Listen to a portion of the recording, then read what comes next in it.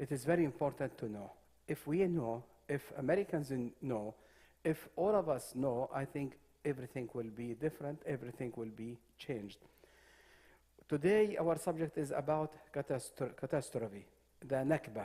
Nakba, there is no need to translate the word, but we translate it just to understand what is the meaning of Nakba. So what is the meaning of Nakba? Catastrophe, it is just the literally meaning, which there is no need to translate it, but people has to understand what is the meaning. Sometimes it is translated to Holocaust. So it is Palestinian Holocaust. They kicked out and expelled more than 800,000 people in 1948 from their homes, their villages, their cities, and they were scattered into different countries and places. Now the refugees are millions of people, some of them in Palestine 48 itself, some of them in West Bank, some of them in Gaza Strip, some of them in Jordan, some of them and some of them even in America and other places of the world. I am one of these refugees my grandfather, who was, I don't know what is the best word I heard, that I think excelled maybe, expelled. So please remember that word, expelled from their homes. So my father at that time was 12 years old. He was expelled from Yazur. Yazur is the closest village, or it is near Jaffa. And the land of Yazur reaches to the sea, to Mediterranean Sea. And I visited my home, my father home, my grandfather home in 70s. And it was very, very sad to see Moroccan Jewish family came from Marrakesh, Maghreb, and they lived in my grandfather's house, and my father could not even enter his house which he was born in. And so it is a real Nakba. It is real Nakba. It is real Nakba. And we need to understand what is the meaning of Nakba. And this year is the 75 years, because it happened in May 15th, 1948, right? 48. It starts in 47, but it is considered in May 15th, 1948. We have another term which is Naksa. Naksa, June 15, 1967, because the whole Palestine was occupied in 1967. So the land, always we say, Palestine 48, Palestine 67. It means it was occupied in two times, or two dates. The first one, Nakba. The second one is Naksa. So please read about it and spread the word. Talk about the right of return, حق العودة, and the right of Palestinians in their land. It is. We don't consider it.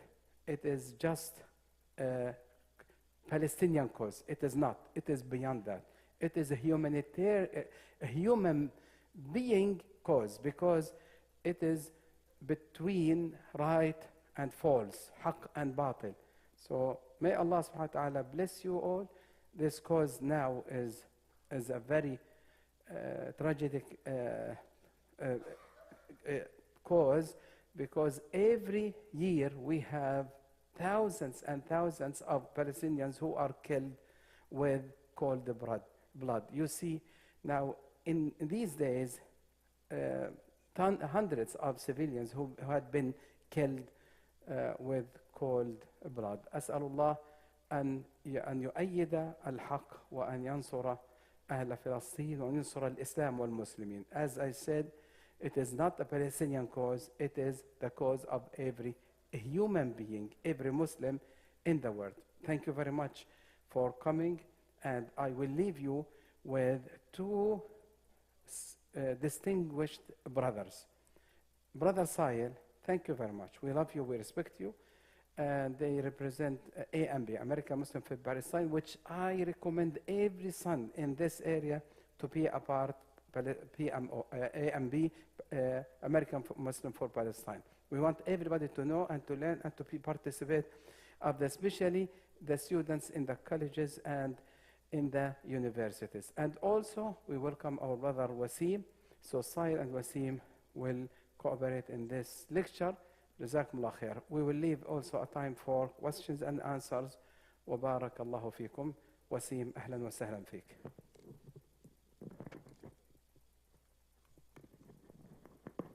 Assalamu alaikum. Bismillah ar-Rahman ar-Rahim. Wa salatu wa salam ala Rasulillah. Jazakallah khair, Shaykhna. Thank you so much for the kind and warm introduction.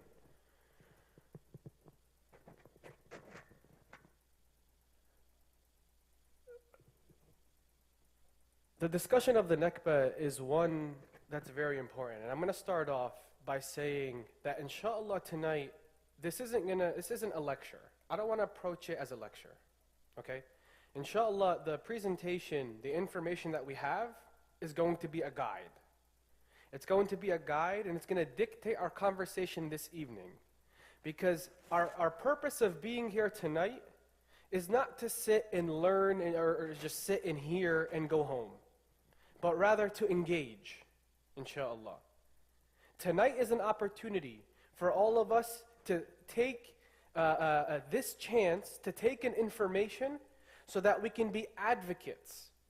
Because the erasure of Palestine and the erasure of the Palestinian identity is predicated, it's based off of the Zionist ability to change history, to rewrite history in a favor that is suitable to their political ideology, right?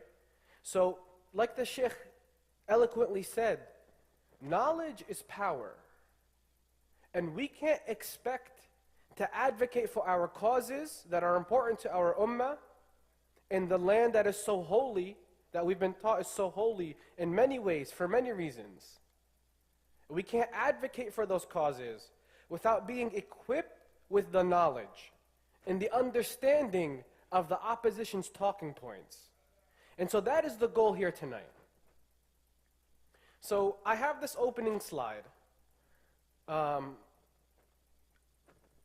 The title is Countering the Zionist Narrative, the Palestinian-Israeli Conflict.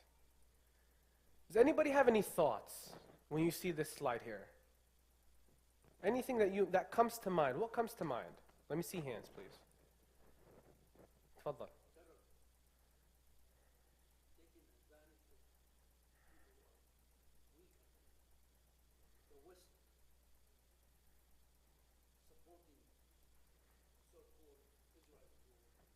Exist.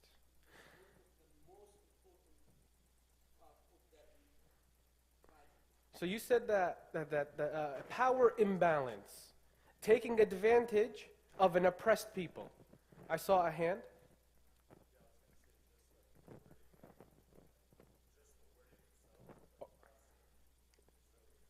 What's wrong with that?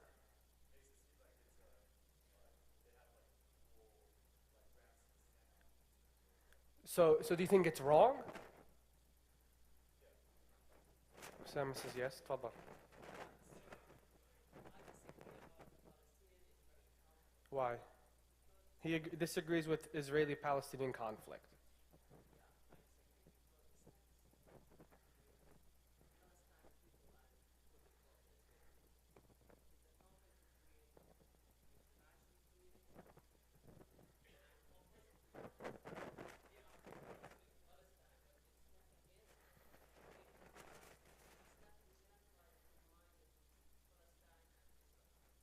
It's broader than that. Right. And also the title, Countering the Zionist Narrative, right? So we'll go ahead and skip to the next slide. So you guys hit it on the head, right? So what is the issue with framing the conversation, countering the Zionist narrative? We're not countering the Zionist narrative. What we're talking about, what we are doing in a moment. And then also the issue with presenting this as a conflict. Hajj said that presenting it as two equal sides with two equal claims, is inherently a problem. So how do we talk about this issue, right? We always hear Palestinian-Israeli conflict. We hear that constantly. What's your opinion on the conflict? How do we respond? Because the way you respond to that initial statement is critical, right? It guides the conversation because language matters, right? What we're doing is we're reclaiming Palestinian history. And we'll go into that in a little bit more depth in the next slide, inshallah. When we discuss the concept of Zionism and efforts by Zionists to, again, rewrite history in a way that suits their political agenda. And if it is a conflict, what is it? It's an occupation, right? It is military aggression. It is repression, oppression. Now, what's the difference? Why does it matter? When we talk about conflict, we're leaving out the idea that it's a settler colonial project. Do we know what a settler colonialism is? Settler colonialism is when an occupying entity moves and sets up settlements with the goal of colonization. So not like more, English, Spanish, French colonization in the traditional sense, but rather like the United States of America, like Canada, Australia, where settlers arrive at a land, set up settlements, and then colonize it for their immediate use, for their primary use, right? So when we talk about it as a conflict, we're letting out very important fact that it's a settler colonial nation, which really dictates the complexion of our conversation. We can't have an honest and true conversation without calling it for what it is, a settler colonial state. What else do we do? When we call it a conflict, it again makes it seem like it's two equal sides fighting. That both sides have the right or the ability to self-determination, as opposed to an oppressor-oppressed relationship. And then finally, within a conflict, in theory, there are rules of war. There are rules of engagement, in theory, right? But we leave out the effect of settler colonialism on the Palestinian people, like the inability to access basic human resources like water, freedom of movement, the inability to dictate your future as an entity. So we're here to talk today about al-Nakba, which is the catastrophe. Now, what is the overall broad approach to this conversation? It is not a complex conversation, but it is a long conversation. There's a big difference between the two, right? Because when you sit and you establish the basics, the basic elements, it is not complex. It's very simple. Settler colonialism, theft of land, theft of resources, subjugation and oppression of a people. Those aren't complex things to see. The facts on the ground are very clear, right? But it is a long history. And today we're going to cover, as briefly as we can in the time that we have, the important facts, the important information that we all want to be equipped with to have this discussion. So we're going to start with early Zionism. We're going to go through the imperialist agenda, as I kind of refer to it, but imperialist goals by specifically France and Britain at the time. And we're going to go through some important dates in the history, all the way up to more recent, Dr.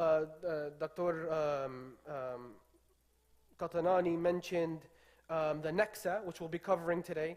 We're going to talk about massacres in 48 and then beyond, and then talk about some of the efforts of Palestinian resistance, Palestinian attempts to self-determination, and where that has led us to today, in today's time. So we talked about Zionism. I have the definition on the board. So we're going to start off by saying pre-Zionism, Palestine, Palestinians had a very thriving culture, a very thriving existence in the Holy Land. Own currency, export, a strong economic export-import, and sports teams, passports. So one thing that we have to recognize and we have to say very loudly, that Palestine has always existed. And why is that important to say? Who here has ever heard the phrase, a land without a people, or a people without a land for a land without a people? It's a Zionist slogan to say that the Holy Land, the land of Palestine, was a land without a people. What does that do? That takes away the ability to challenge. Okay, so Zionism, what is Zionism? It is a political ideology to create a European Jewish presence in the land of historic Palestine. Now, we have to be responsible in our discussions, right? We have to acknowledge history truly and have context in our conversations. We all know that, so this 1850, if you see we have 1897, this is all pre-World War II, right? Pre-Holocaust. But prior to the Holocaust, we know that people of the Jewish faith were subject to a lot of oppression and repression in Europe, specifically in Russia, in Poland, and other parts of Europe. That is a fact. That pogroms existed, that they were being scapegoated for a lot of things. And so that fact is abused by Zionist entities, and always has been, to justify the theft of Palestinian land.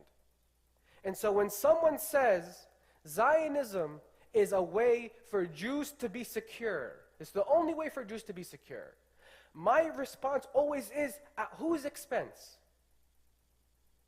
So are we going to use the oppression of one people to justify land theft, decades and centuries of oppression, active abuse? Is that the way we're going to go forward and treat or address other situations? At whose expense does this Zionist ideology flourish and come to life?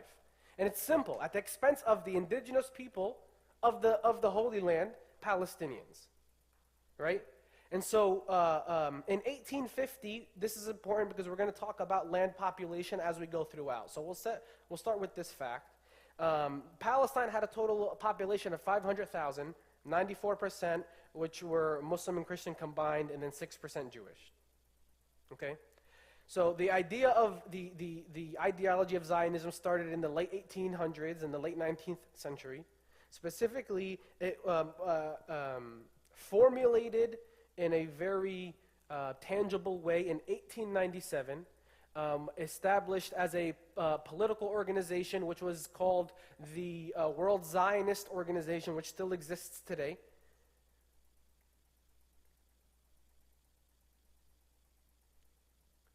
And so, what did early Zionism bring? So the first wave of Jewish migration to the land of Palestine in large numbers happened between the years of 1881 and 1903, in which an estimated of 25,000 to 30,000 European Jewish immigrants immigrated to Ottoman Palestine. And it wasn't initially a Zionist goal at that time, right? The World Zionist Organization didn't start till 1897, like we said in the previous slide, but these, this overlaps with that year, but at the tail end. And the second wave of migration, which at the time they called Aliyah. So the Zionist term for this migration is Aliyah. That's not a phrase that we use, because it's that term, again, is a Zionist term and holds connotations that we reject, in that it's like Aliyah means to rise up. So they're rising up, of going back to the Holy Land. And the second migration happened where an estimated 35,000 European Jews immigrated to Palestine, into Ottoman Palestine between 1904 and 1914. Now, at this time, there was a lot happening, right? We had World War I starting in approximately 1913, is a historically recognized date. And it went through almost a decade to approximately 1922, right? And so that had a big, big effect on the situation of Palestine. So at this time, if you saw in the previous slide, we're calling it Ottoman Palestine. So Palestine had been occupied prior to Zionist occupation, right? Because before that, immediately, we'll talk about it, was a British occupation of Palestine, and then before that, it was within the Ottoman Empire, and for a very extended period of time, obviously, for centuries, hundreds of years. And so, how did imperialism, more traditional imperialism, right? Because we said there is settler colonialism, and then there is colonialism, which are two different things in many ways in the way that it's applied, right? We're going to cover the Hussein McMahon correspondence, the Balfour Declaration, and then a few more points after that, inshallah. So these correspondence were an exchange of letters. I want you to pay attention to the dates. Between July 14th, 1915 and January 30, 1916. We said World War I started in 1913. So this is at the height of World War I, in the middle of World War I. And these correspondence were between an individual named Sir Henry McMahon, who was a British High Commissioner in Egypt, and the then recognized Sharif of Mecca, Hussein bin Ali. In those letters, Britain agreed to recognize Arab independence after World War I. For what? In exchange for, at the bottom, Arab help in fighting the Ottomans. So we're going to talk about it briefly, but it was called the Great Arab Revolt. The Arab lands within the Ottoman Empire were unhappy with their governance, with the Ottomans' governance of their lands. So the British used it to come to an agreement with Arabs in the area and say, if you help us fight the Ottomans from inside, they were trying to rise up Arabs from inside the Ottoman Empire to weaken the Ottoman Empire and help them in World War I. Is everybody following, or should I kind of rephrase that? That's okay? Okay. So between 1915 and 1916, approximately a period of 7 months. 6 months. Now, at this same time came the Sykes-Picot Agreement, which was in 1916, and it was a secret treaty between the French and the British, ultimately saying that when they win World War I, they were going to divide the Middle East amongst themselves in the way that they saw fit. So we have the British coming to an agreement with the Sharif of Mecca on behalf of Arabs in the area. And what is the importance of the use of the word Arabs historically? It erases what? The Palestinian identity, right? So we always hear the Arab-Israeli conflict too. What is wrong with the term Arab-Israeli conflict? The conflict part we talked about, but the use of the word Arab erases Palestinian identity altogether. And it's easier to oppress Palestinians when their names and their identities are taken from them. When they don't have an identity, a sense of self, right? So again, this is all an effort to what? To promote Zionism, to justify Zionism, okay? And so at the same time that the agreement was, that the letters were happening, the French and the British had their own agreement. Post-World War I, they were going to separate the Middle East among themselves the way they saw fit. We see that today in the Arab lands. It's very prevalent. If you want to see, so is Syria to the French, and Lebanon to the French. We see a lot of French influence in both countries today. And then the British would have control over Palestine, then called Transjordan and Iraq. Tfadal.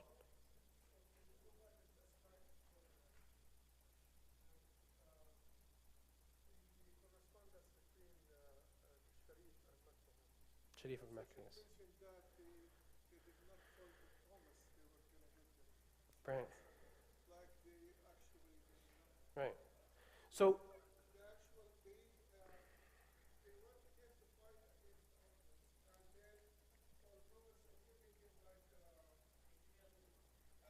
no, it was a trick. It wasn't failing. So we have one more thing. So we have this, the correspondence. We have the Sykes-Picot Agreement. And then we have another promise that was made in the form of the Balfour Declaration. Right? So the importance of Sykes-Picot was that it was in private. So it was said that the Palestinians never, or the Arab, or the agreement was never met. That it was never fulfilled. But that was intentional, taban, right? Again, what does this all come back to? It comes back to an imperialist agenda, a self-centered agenda by the British and the French. It was always a trick, right? And so the third aspect of this is the Balfour Declaration, in which it came in 1917. I'm sorry, the date is not, the exact date is right there, November 2nd, 1917. And so it's all in the same time frame. From 1915 to 1916, we had the correspondence, right?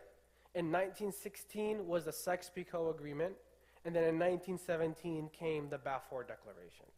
So this was an effort by imperial powers in the world to win World War I by lying to the various sides who have interest in the conversation around Palestine, for the goal of having turbulence and unrest within the Ottoman Empire. And the Balfour Declaration specifically promised the establishment of, this is the actual, this is the actual declaration, the actual document. And in the document, it uses the word Palestine, okay? So the promise of an establishment in Palestine, a national home for the Jewish people. I once attended a Zionist commemoration of the Balfour Declaration, and I asked the speaker to read it. He read it, and I asked him to read it a second time. And then I simply asked him, he had asserted multiple times that there's no such thing as Palestinians. Then where does the word Palestine come from in the Balfour Declaration? Well, he said that this is also factually wrong. Well, it doesn't mean, just because it was called Palestine, it doesn't mean that Palestinians existed. And the example that he used was Caucasians. And it's like, no, cousin, if you follow genealogy, it's like the Caucasus and the mountains that they're talking about. So these are all, the truth is present. The realities are present. And when you sit and you calculate the truths of history that can't be denied and can't be hidden, then we're able to have these conversations. We're able to advocate properly. So, ultimately, Balfour Declaration happened in 1917. The partition plan, the Sheikh mentioned before, that it started in 1947, right? The partition plan of Palestine, suggested by the UN, came in 1947. So 1917 to 1947, we have a 30-year gap, right? We have the three promises, which were ultimately the goal of imperialists to take over the land, right? So what happened after 1917? 1922, World War I comes to an end. The Ottoman Empire collapses. And then, what do British and the French do? They go with the Sykes-Picot Agreement. They disregard the letters and the promises made to both sides temporarily, right? And so through that came a lot of unrest between 1917 and 1947. You have the rise of Zionist terror forces, the Irgun and the Haganah. That's what they're literally called. Haganah means defense, right? So we don't, again, these Zionist terms, we have to understand them and know not to use them, but to understand them, right? The Haganah is what is today the IDF, which we refer to as the IOF, right? They are called in name the Israeli Defense Forces, but we know that to use the word defense is extremely misleading and factually incorrect.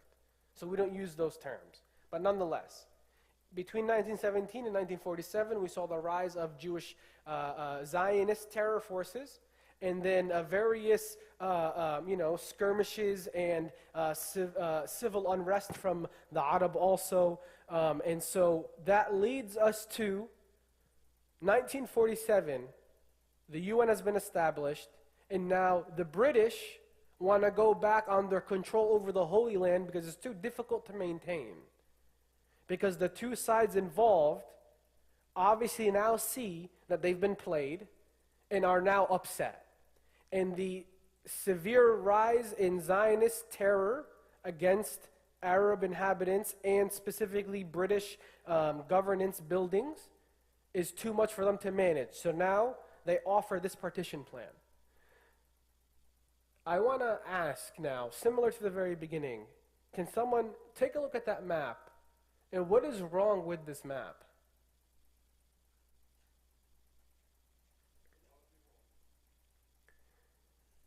Take a look at the top left. Do you see the key, the yellow and the orange? What do we see? We have the use of the word Arab state, right? Let's start there. We talked about the importance of the use, when we recognize and see the use of the word Arab, what that indicates to us as advocates for Palestine.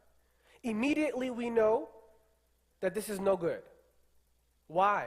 Because we demand, we will and will continue to always assert that Palestinians 100% exist. That you can't just replace the word Palestinians and hope that nobody notices. And then secondly, the use of the Jewish state.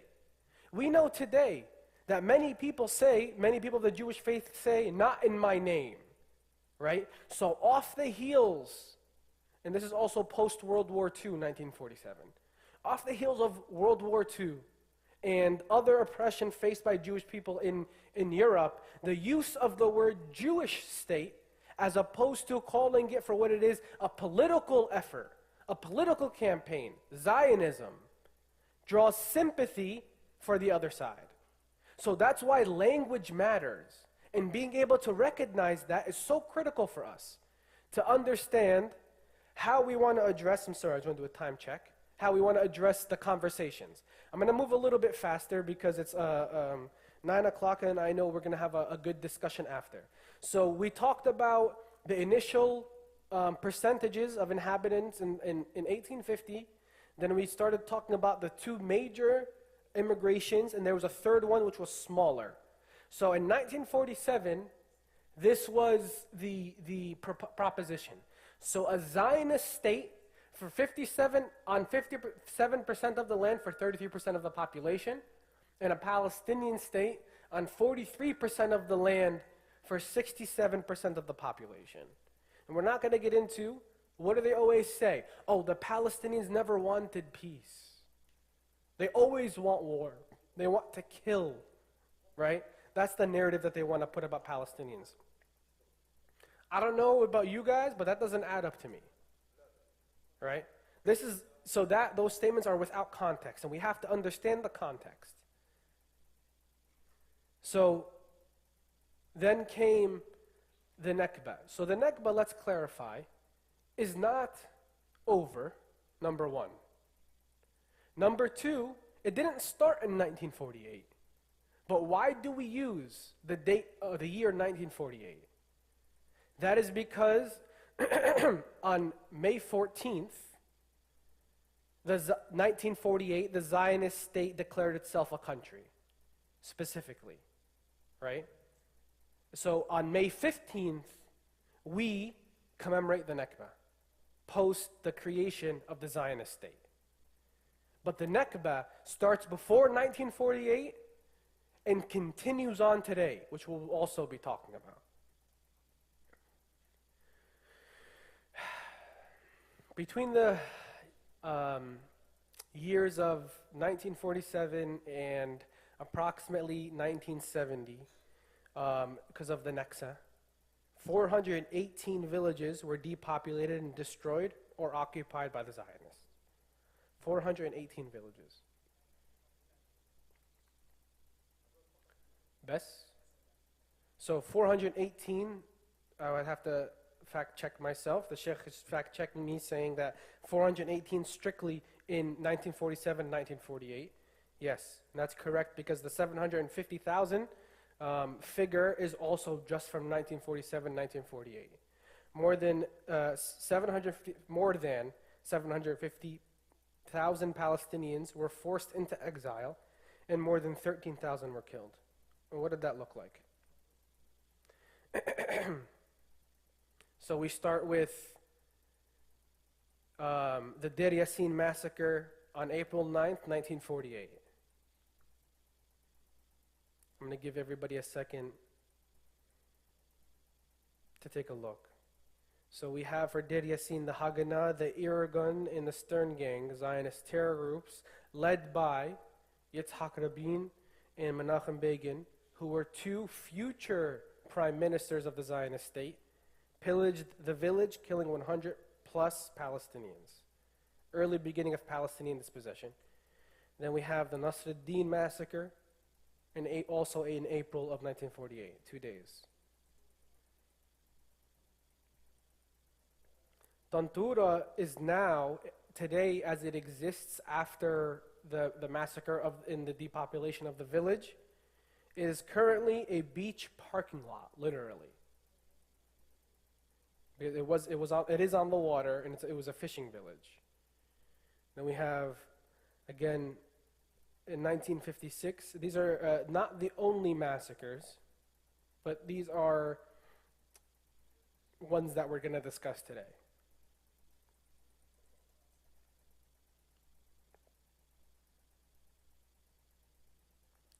So now, post-depopulation of the villages, what did that look like? So to build new towns for Zionist migrants and to prevent the Palestinian refugees from returning, the Zionist state destroyed more than 400 emptied Palestinian villages. And when we say destroyed, we mean leveling the buildings, right? Knocking buildings down, burning areas, getting rid of infrastructure. In the first 3 years of its existence.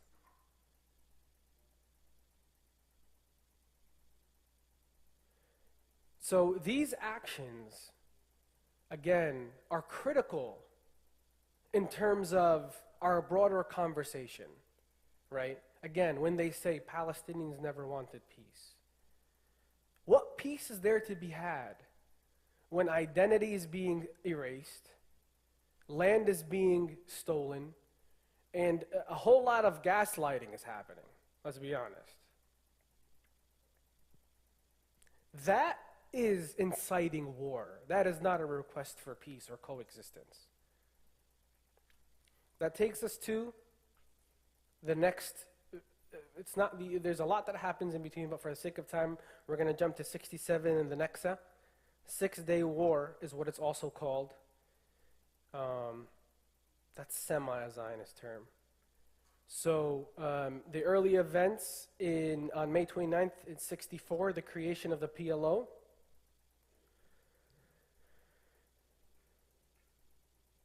A lot of actions by Jamal Abdel Nasser, the then president of Egypt. So I'm not going to go into too much detail, but just take a look at it, just for your awareness and context.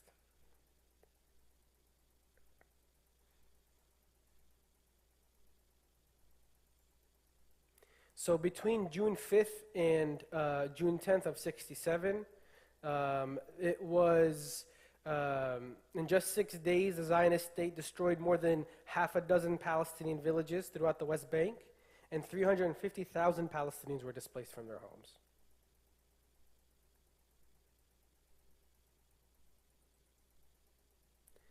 In the 1980s, 81 and 82 specifically, we saw the Sabra and Shatila massacre.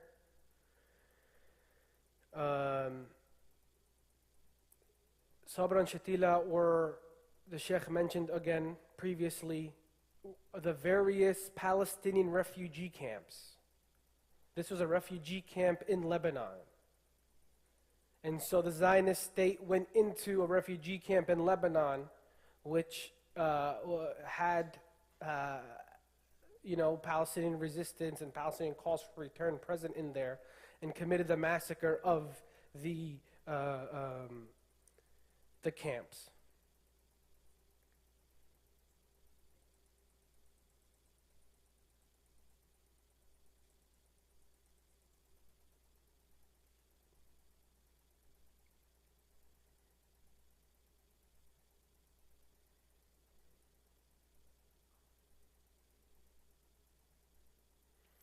So the first Intifada started on December 9th, 1987.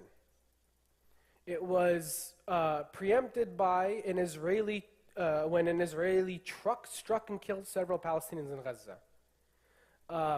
For the Palestinians, it was wide-scale but intense protests. And it was civil movements to call for the end of what they were experiencing by the 1980s, 40 years into the existence of the Zionist state. Zionist forces responded to rock throwing with beatings, curfews, mass detentions, and deadly force. But they failed to halt protests.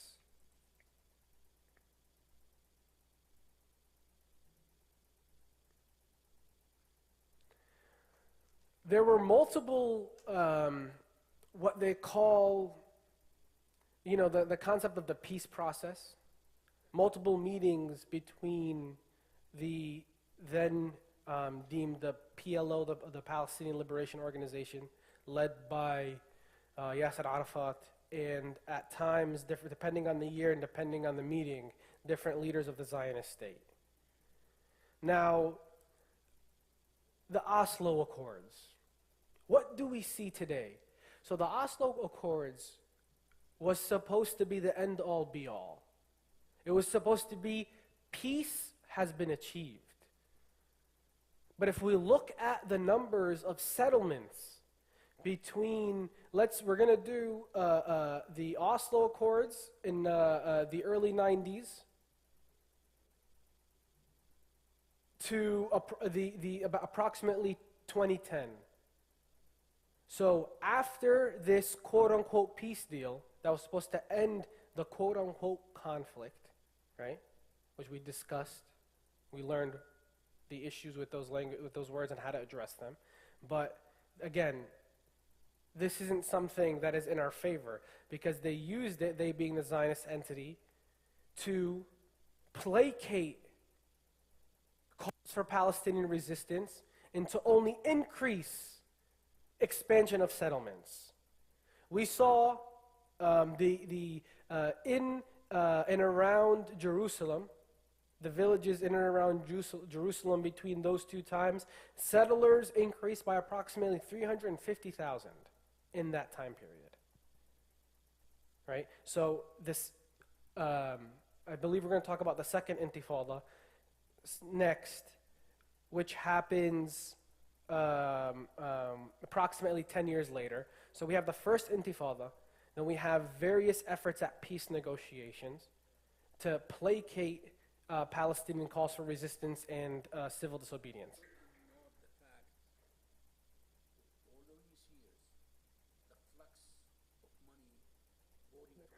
Absolutely.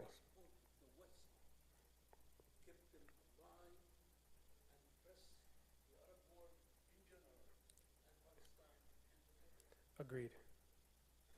So the statement is the external factors that are attributed to all of this, specifically the influence of the West through power, political power, and money, right? And we talk about the UN, and we talk about the purposes that the UN serves, right? Who controls the UN? Who created the UN? We love to see it as a neutral party, but is it truly a neutral party? And so, after these attempts of the 90s at peace talks, quote unquote, were clearly empty. And they were only used to placate Palestinians so that they continue oppression. We saw the rise of the second Intifada, in which Zionist occupation forces not only continued to violate international law, but deprived Palestinians of their basic human rights. We saw the use of collective punishment, which we're going to be talking about a little bit more when we talk about Gaza and the assaults on Gaza and what collective punishment looks like, right? And then also at the end of the second Intifada plus a few years, the oppressive siege on Gaza that starts in 2005. So assault on Gaza, the use of collective punishment. in 2008, I want to say that these are not just numbers. Unfortunately, our time is limited, but when we have these discussions, it's critical to talk about the true effects, the names of people. When we say 1,417 were murdered in a 3-week span, that's not just a number. That is substantive. Those are lives. The destruction of the infrastructure in Gaza in 2008 was great. And then in 2014, 2012, it was an 8-day assault, 177 murdered. 2014, a 6-week assault, 2,200 murdered. But understanding that these are calculated efforts, not just to kill, but also to maim Palestinian economy and existence in Gaza, to destroy infrastructure, to destroy news outlets, to destroy hospitals. Very calculated and intentional to create generational oppression, generational struggles for the Palestinian people. It's not just about a 6-week period. It's about creating issues for long term. And then we saw in 2021, just over 2 years ago now, an 11-day assault, 11 days, 2,000 murdered. 11 days, 2,000 murdered. Right? That's almost an average of what? Almost an average of 200 a day. A day, 200 people a day. Now, their justification for this is a whole other discussion. But when we talk about these things, we have to equip ourselves with the knowledge, like we said. We don't have time to go into it in depth right now. But understanding how the vilification and the dehumanization of Palestinians, who would look at those numbers and say that's okay? It's okay because they take away Palestinian identity. They take away Palestinian humanity. And it becomes, they're not killing people. Who are they killing? They're killing terrorists. Right? And that is the rhetoric that we have to understand, the psychology of it, and we have to break that cycle. And stop using the word Arab. Right? And stop using language like conflict. So we're getting out ahead. So when we're in this point of the conversation, we declare and definitively say that that is unacceptable. Those are people, those are lives. And so I said that the Nakba continues today. And what does that look like? So this is a figure showing from 1918 to 2017 Palestinian loss of land. Palestinian land is in blue, light blue, and the Zionist state is in the gray. So, the Nakba today exists in the form of apartheid. Human Rights Watch issued a report on Zionist apartheid. And it says, for the past 54 years, Israeli authorities have facilitated the transfer of Jewish Israelis to the occupied Palestinian territories and granted them a superior status under the law. A superior status under the law. That is what defines apartheid, right? So when we use the word apartheid, that's what is so important, critical right there. A superior status under the law as compared to Palestinians living in the same territory when it comes to civil rights, access to land, freedom to move, build, confer residency rights to close relatives. Expulsion and home demolitions. Outright dispossessions of Palestinians from their homes. Zionist forces have already forcibly replaced 218 Palestinians from their homes in demolitions in the first 3 months of 2023. So the removal of Palestinians from their homes and theft of land at the growth of Zionism is at the expense of Palestinians still exists today. 4,800 Palestinians are being held in unjust detention by the Zionist government without charge or trial. That's referred to as administrative detention.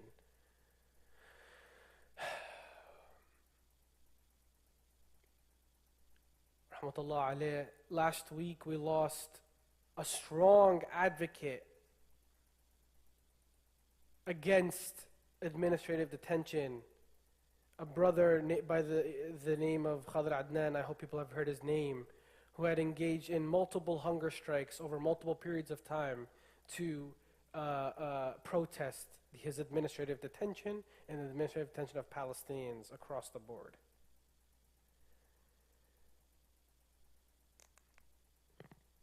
Standard settler colonialism, the expansion of settlements, is another way that we see how the Nakba exists today. The expansion of settlements after the theft of Palestinian land. And so, the question then bears, really quick, what can we do? I want everybody to take a second. So you could do this two ways. You can type in a link, which is difficult, or you could take out your phone, open your camera, and scan the QR code. And if you scan this QR code, it'll take you to a Google search for AMP New Jersey, and the first link will be our link tree, which has a list of different actions that we can all take. We constantly update this list about issues that are happening, petitions that you can sign, calls that you can make, information that you should know. So staying up to date on knowledge, taking action, we have the ability to do community action collectively and influence American policy. We do have that ability. Collectively, we have that ability. Individually, we don't. So I want everybody to scan this QR code, take a look at the list, take a second to do some of the action items. Take a look at the information that we have posted and stay up to date. What time is it now? It is almost 25. I believe Iqama is at, or when is Adhan? In 3 minutes or at 30? 9:30. Thank you. And then Iqama is at 9:35. Not 5 minutes after Adhan? Tab inshallah.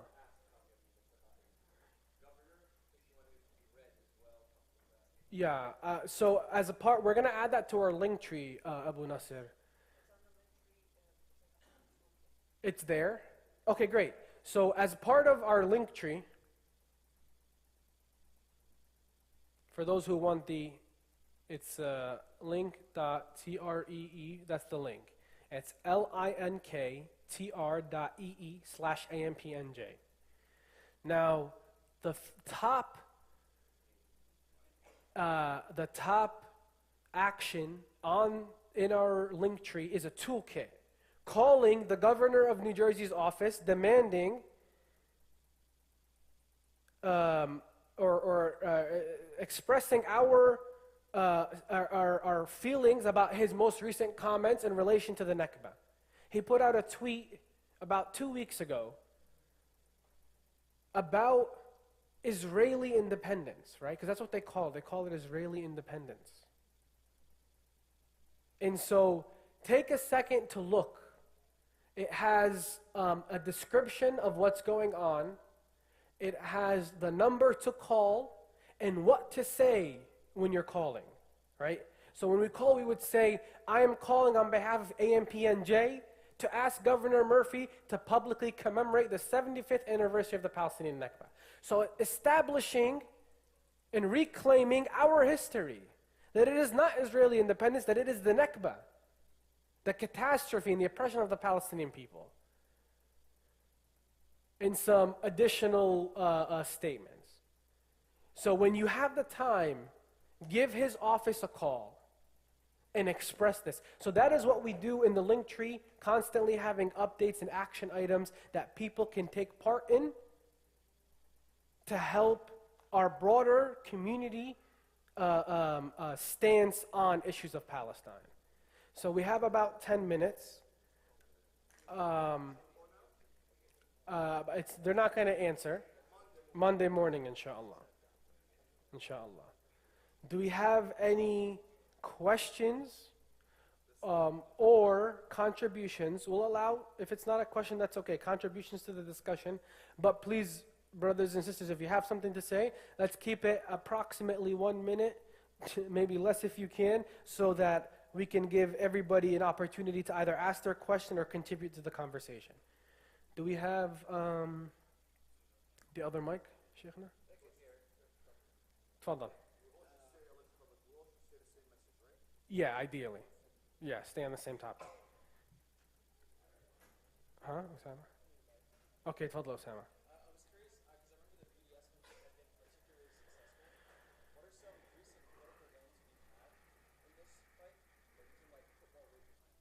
So the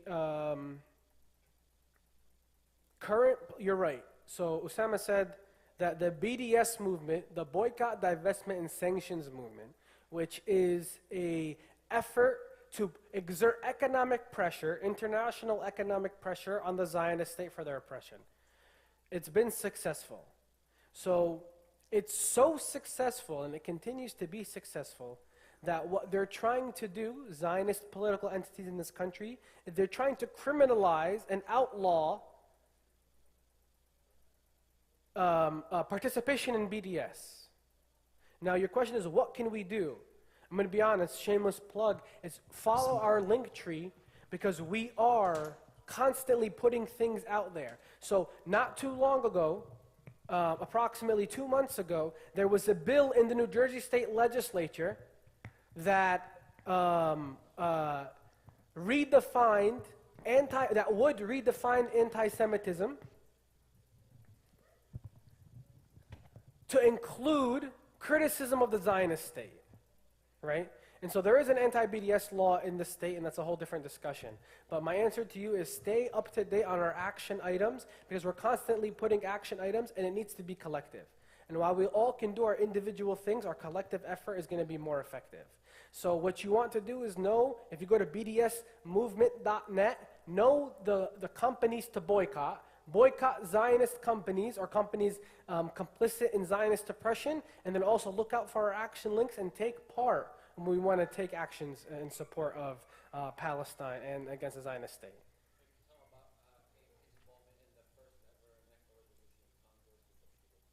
Yeah. Yeah. So, Sa'il Abu Nasser is referring to, there was a resolution introduced into the U.S. Congress, the first of its kind. A resolution is a non-binding thing. It's just a statement of position by a body. And it doesn't mean that it was passed, but it was introduced. How a bill or a resolution goes is a whole discussion. The resolution, what it does is it commemorates, for the first time, it's an effort to commemorate by the United States government the Nakba as the Nakba, not as Israeli independence. It was introduced into Congress by Congresswoman Rashida, that we're also familiar with. Yes, she's from Beit Hanina. And alhamdulillah, AMP played a pivotal role. 2 days ago, there was an event on Capitol Hill, also one of its, one of the very, very first of its kind. It's a monumental step to correct historical inaccuracies. Alhamdulillah. Give it to me one more time. Who is ruling Palestine now? Yeah, I mean, it depends on how you want to look at it. They designated a representative.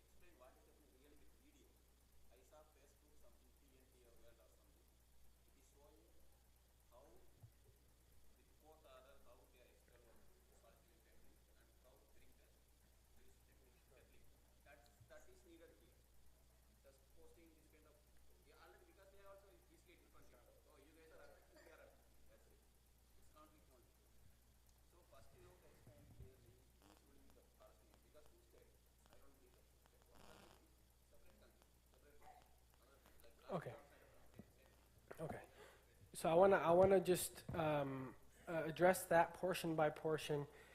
So what I understood from you is you want me to explain what's currently happening in Palestine now? Really, what happened with like the most recent Al-Aqsa? I hear you. So the best thing that you want to do, I want to say one thing. I want to say one thing, brother. I want to say one thing. I'll say, my brother, do you have social media? صعب والله. وأنا مش فاهم. أنا بس.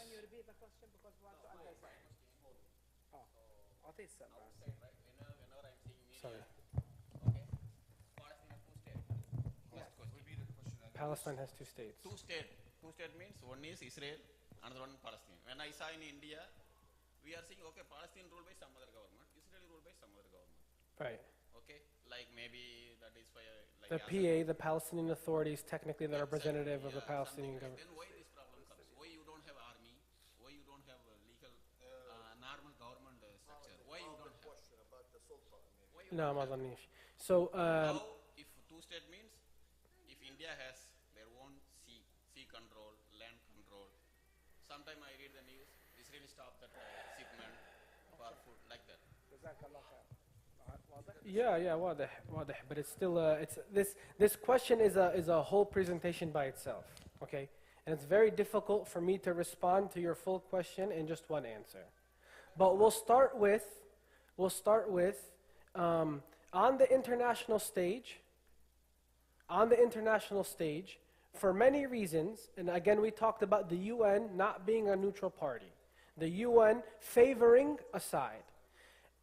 Technically, on the international stage, Palestine is not recognized as a country by the United Nations. So your question was, the way you perceive it is that it's two entities, but one side doesn't have an army, doesn't have access to resources. That goes back to, again, why we don't call it a conflict, why we call it a occupation, and it's settler colonialism with an oppressor-oppressed relationship. So it starts with the criminalization of the Palestinian identity. The idea that Palestinians don't have a right to self-defense, that they don't have a right to self-determination, right? So this, your question, the imbalance is rooted in what we've been talking about today, that they're trying to paint history in reality different than what it is, right? So how to achieve it is a whole different conversation. But why it is the way it is, it starts there. One thing you said to me is it's difficult to know what's happening in Palestine. You see what's said in the mainstream media, but you don't really trust it. The best thing that you can do if you have social media is to follow trustworthy sources on the ground. Like Eyewitness Palestine. Eyewitness, I-E-Y-E, Witness Palestine, is a great social media asset that is constantly uploading videos of realities on the ground, and on Instagram and on Twitter. Following people like I believe Muna al-Kurd is in Palestine, right? Following people who are reputable and are reporting on the ground directly to you without mainstream media in between is the best way that you can find raw details and information about what's happening in Palestine. Inshallah. تفضل. وإياك.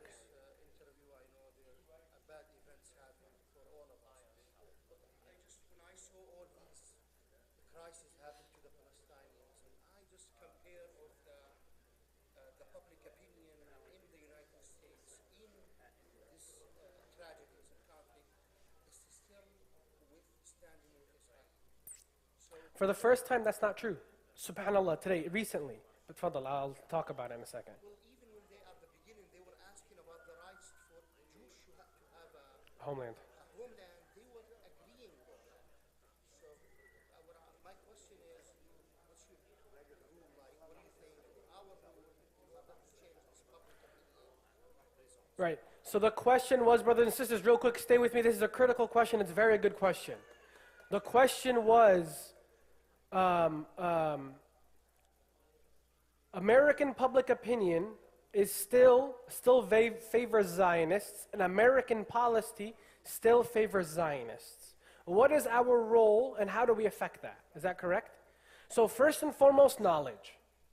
These discussions, the language that's used, conflict versus settler colonialism, when we have discussions with people around us, is critical. People are mistaken on the facts. The broad American public understands facts that is not true facts of history, but rather a Zionist distortion of facts, right? So what we need to do is be a community. Educate ourselves so that when we individually go out into the public and we have these conversations, we're equipped with the knowledge to have the conversation in the right way. That when someone says conflict, we stop them and say, well, this is not a conflict. And we explain facts as to why it's not a conflict. Now, for the first time, this is specifically within the Democratic Party, people who identify as Democrats, a Pew poll came out in March. For the first time ever, Democrats between the age of 18 and 30, on a larger percentage, see Palestine more favorably than the Zionist state, by approximately 10%. It's a Pew poll, a Pew research, which is very reputable. So we're seeing it change. We're seeing the needle shift, and we're seeing public policy and opinion change in favor of Palestine because of constant educational work and honestly work on Capitol Hill like AMP does and AJP Action. Follow us on our social media and see all the work that we're doing. It's constant work. I'm sorry. Alaikum assalam wa rahmatullah. Tafadhal. It's a thought. Tafadhal. A lesson just today. Whatever is taken by force will never return. That's true. 100%. Except by force. Exactly. That's what I said yesterday. فصيل من حرب خلاهم يضرب all time. Talking, yes, it will take us another 30, 40 years.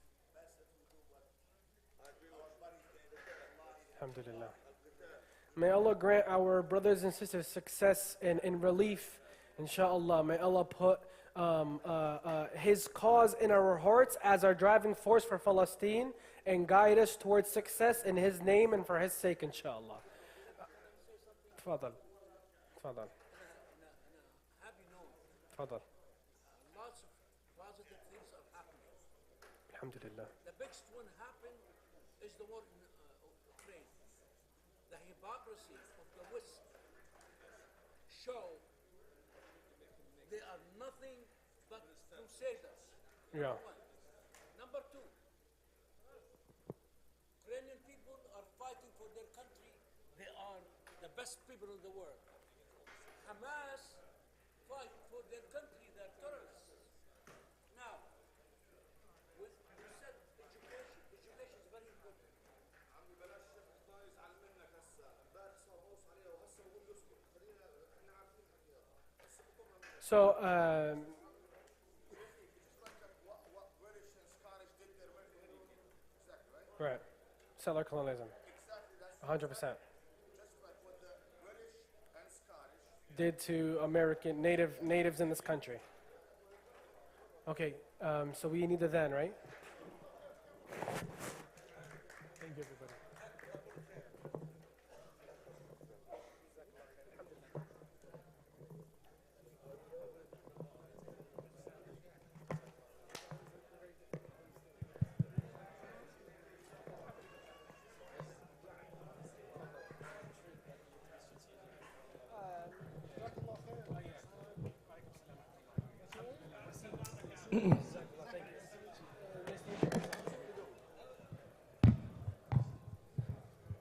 الله أكبر الله أكبر الله أكبر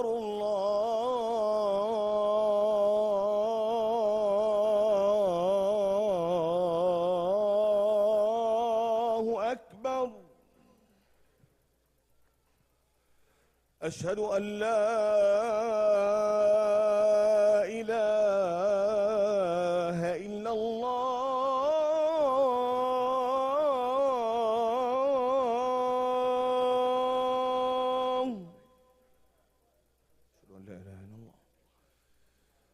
أشهد أن لا إله إلا الله.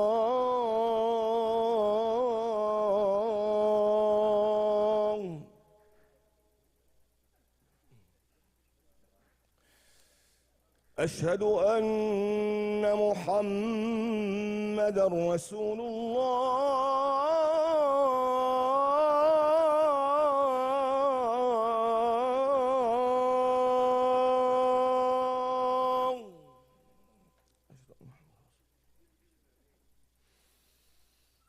أشهد أن محمدًا رسول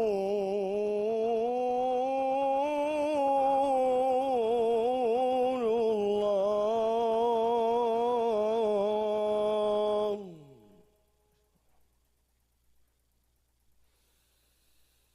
حي على الصلاة.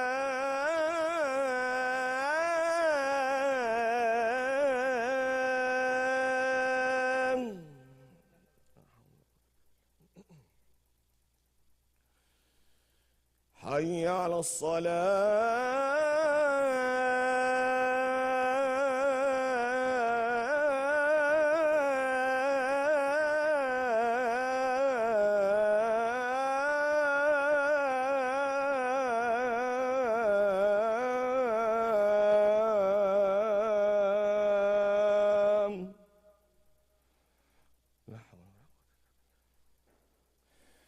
حي على الفلاح.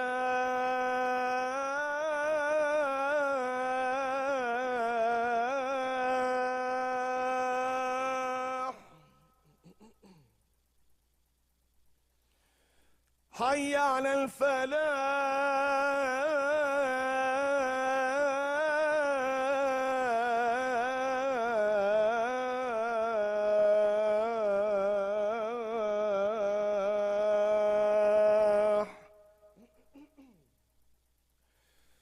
الله أكبر الله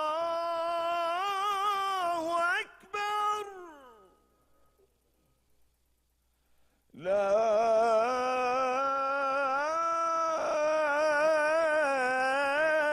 إله إلا الله.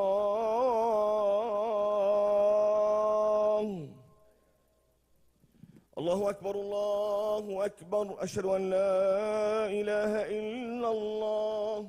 أشهد أن محمدًا رسول الله. حي على الصلاة. حي على الفلاح. قد قامت الصلاة قد قامت الصلاة. الله أكبر الله أكبر. لا إله إلا الله.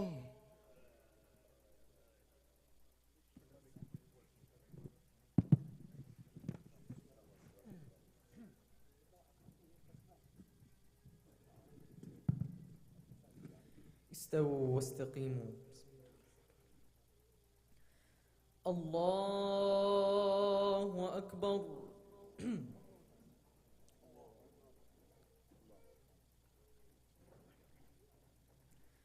الحمد لله رب العالمين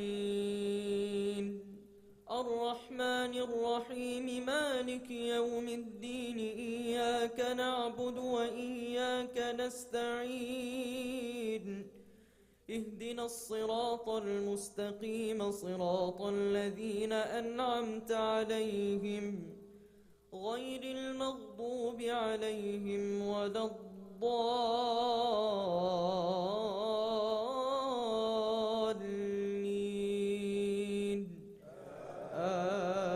آمين. سبحان الذي أسرى بعبده ليلا من المسجد الحرام إلى المسجد الأقصى.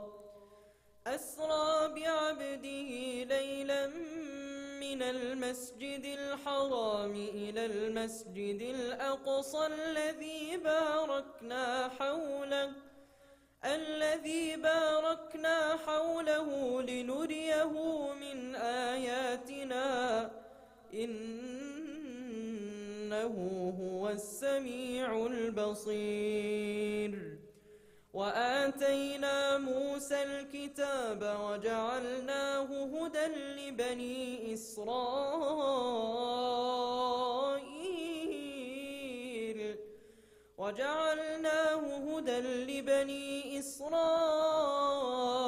ألا تتخذوا من دوني وكيلا ذرية من حملنا مع نوح إنه كان عبدا شكورا. وقضينا إلى بني إسرائيل في الكتاب لتفسدن في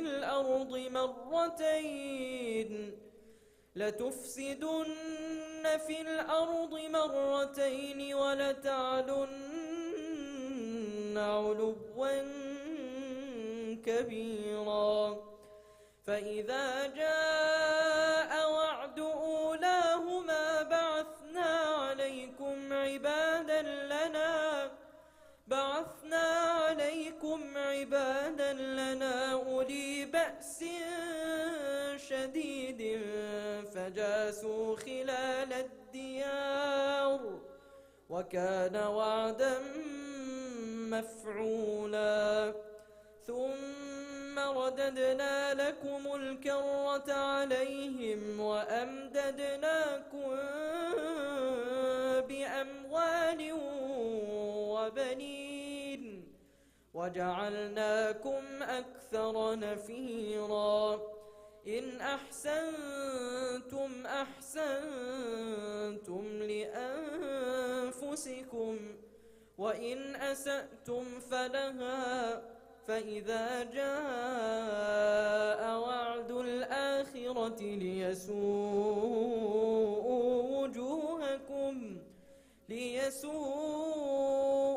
وجوهكم وليدخلوا المسجد كما دخلوه أول مرة وليتبروا ما علوا تتبيرا. عسى ربكم أن يرحمكم وإن عدتم عدنا وجعلنا جهنم للكافرين حصيرا. الله أكبر.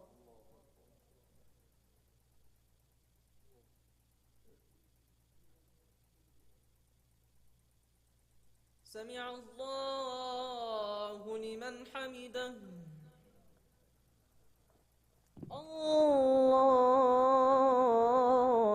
الله أكبر.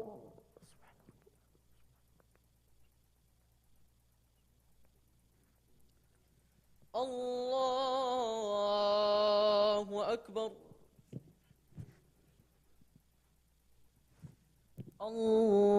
الله أكبر.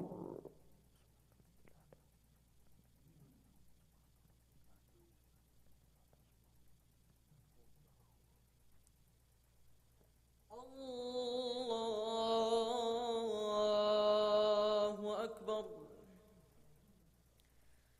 الحمد لله رب العالمين الرحمن الرحيم مالك يوم الدين إياك نعبد وإياك نستعين اهدنا الصراط المستقيم صراط الذين أنعمت عليهم غير المغضوب عليهم ولا الضالين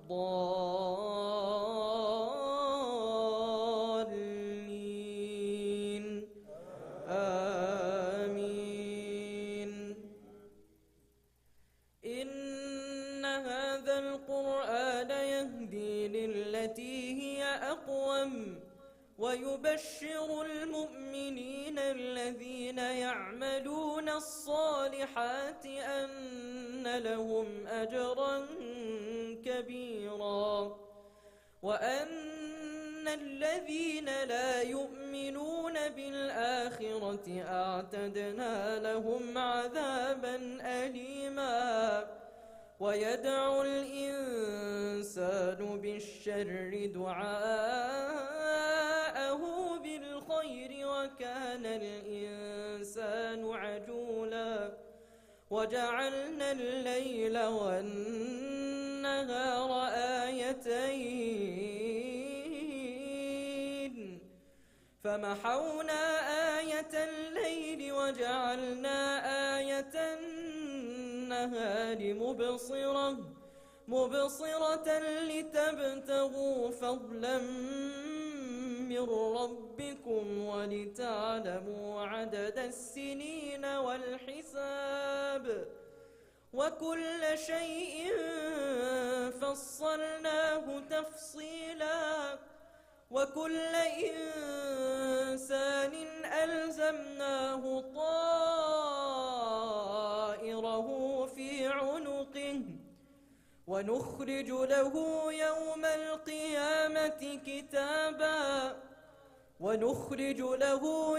القيامة كتابا يلقاه منشورا اقرأ كتابك كفى بنفسك اليوم عليك حسيبا من اهتدى فإنما يهتدي لنفسه ومن ضل فإنما يضل عليها ولا تزر وازرة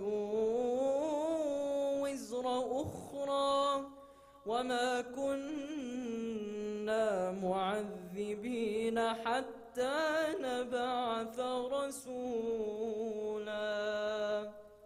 الله أكبر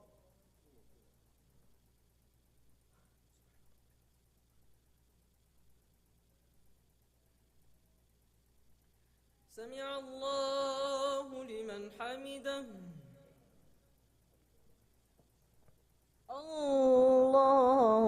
الله أكبر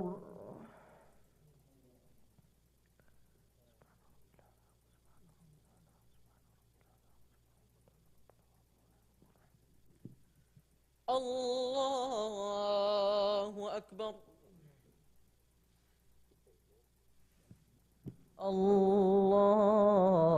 الله أكبر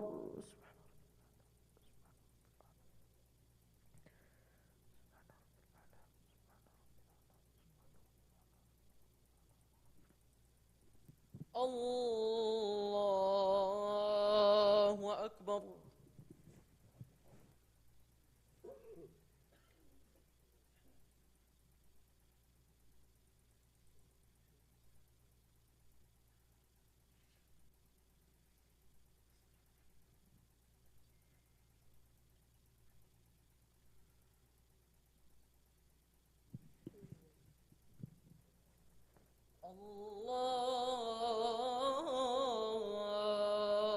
أكبر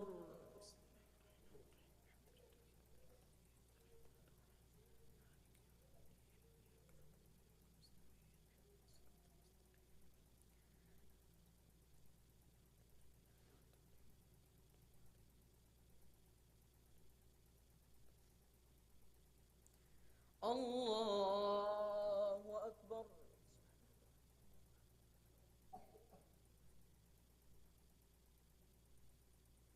سمع الله لمن حمده الله أكبر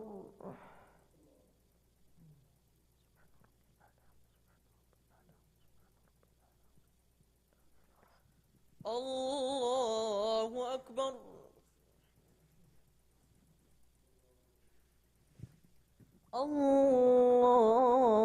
الله أكبر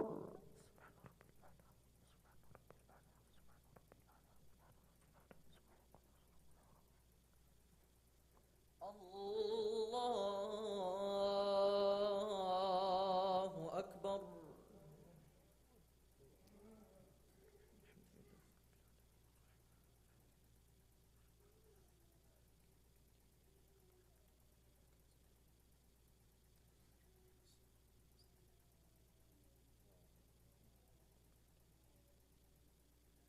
الله أكبر.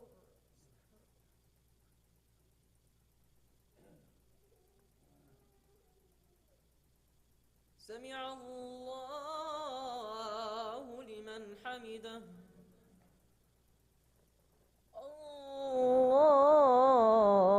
الله أكبر.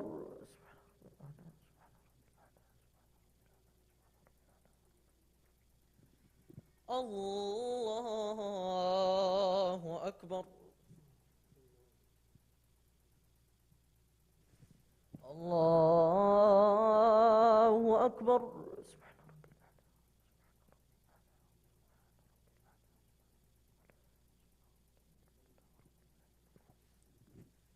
الله أكبر.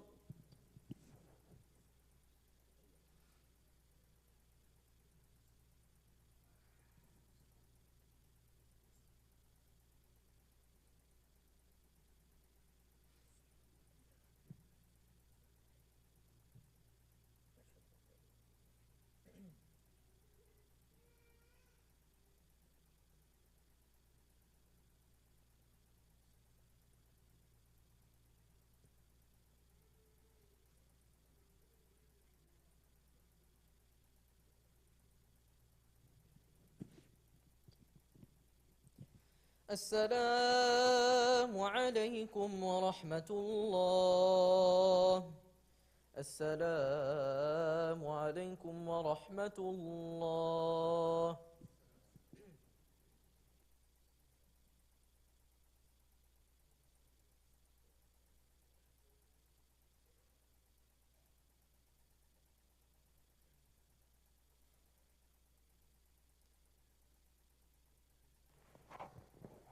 السلام عليكم ورحمة الله. بداية جزاك الله خير شيخ أبرار، الله ينفع فيك ويتقبل منكم إن شاء الله، يبارك فيكم. شكر خاص لأخونا brother وسيم عبد ربه. May Allah bless you for this beautiful lecture. I think we need more of these lectures for ourselves, for our children, for our brothers and sisters to understand the Nakba, the Naksa, and so on, inshallah. And Sail, where are you, Sail? Jazakumullah khair. Sail, thank you very much. I hope that, inshallah, very soon we have another lecture in Clifton, inshallah. So please continue, because we will be in different information about قضية فلسطين. دكتور سامر، أهلا وسهلا فيك، حضرتك وحضرة الأخ صالح الأزهري، أهلا وسهلا بكم from UMR. تقبل الله منكم، حياكم الله، أهلا وسهلا بكم. Who knows about AMB? If you know about AMB, raise your hand if you know about AMB. So I want from you, everyone, go to AMB website and learn about Palestinian cause. Why? Because you will have information about all the history, the ancient history, the new history, and also the time information. So if you need about Intifada Ula, Intifada Thania, about the massacres in Dar Yassin, in Kufr Qasim, Qibya, you will find everything you need. You will find also about the Israeli or the Zionist gangs, Shteren, والهجنة وإيش والأراغون. هذول اللي هم العصابات الجانجز اللي هم made the massacres against Palestinians, and also they were terrorist people according to even Britain and British government. Ishaq Rabin, Menachem Begin were considered terrorists. So read about the history. My question for you also, Wasif, so what books that everyone have to read? Al-Quran Al-Karim, Jazakumullah khair. And what do we need? We need to read many books about the Qadiyat Palestine in general, and the history, and also the Oslo, and all these United Nations, UN nations, you need كل الريزوليوشن تبعت United Nations اللي هو 248 وال 181 وال 282 and others. We have to learn about these resolutions and to learn about القضية بشكل عام. So go, this is, do you recommend anything? Give me one book only. This is very good, by the way. 100 Years War, La Rashid al-Khalidi, talking about 100 years of the history of Palestine. Read it, and this is one of, there is another one for Ismail Farouqi, Palestine. There is another one, La Tariq Swedan, which is مصور بسموه, اللي هي, you will find all the history with pictures. I wish that you, yes, اللي هو موسوعة الفلسطينية. With pictures. So I want you in your lecture next time to have some pictures about the villages, about the maps, about, so inshallah we'll also help you with some other information.